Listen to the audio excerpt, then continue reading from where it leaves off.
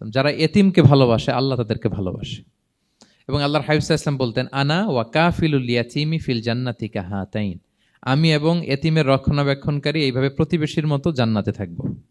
এই দুই আঙ্গুলের মাঝে যেমনি গ্যাপ নাই, আমার আর এতিমের রক্ষণাবেক্ষণকারী তার বাড়ির মাঝখানে কোনো গ্যাপ থাকবে না জান্নাতে।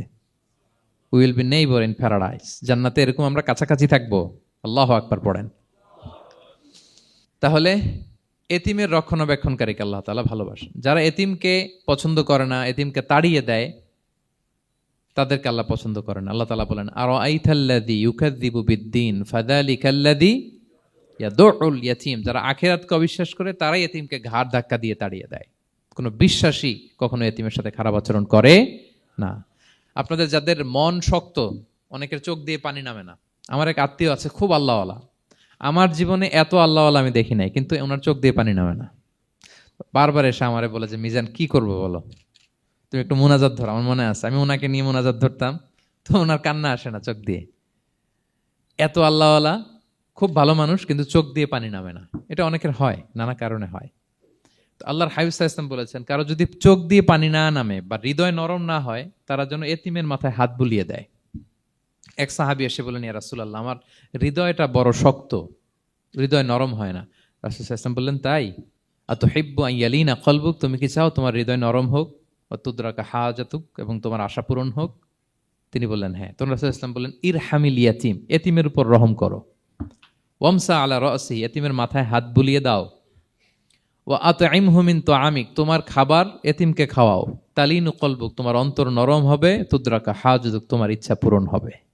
তাহলে হৃদয় যদি শক্ত থাকে, কার মাথায় হাত বুলাবেন? বুলাইছেন কখনো?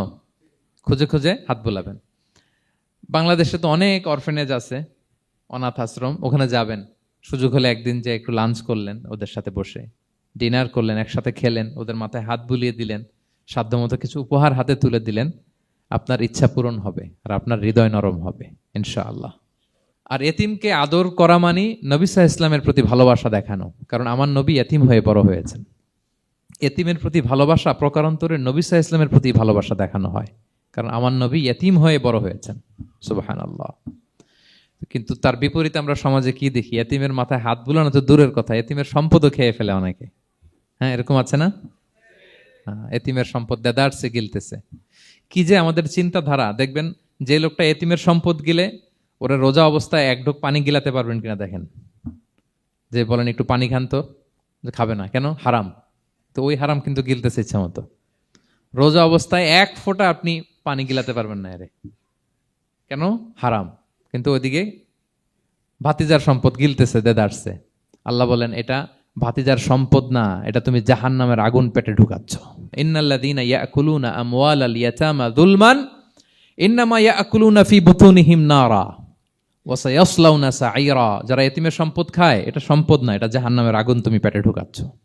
সো এতিমের প্রতি যেন আমরা নমনীয় হই, তাদের মাথায় হাত বুলাই, তাদের জন্য খরচ করি, তাদের প্রতি যেন আমরা দয়াদ্র হই, কারণ আমার নবী এতিম অবস্থায় বড় হয়েছে।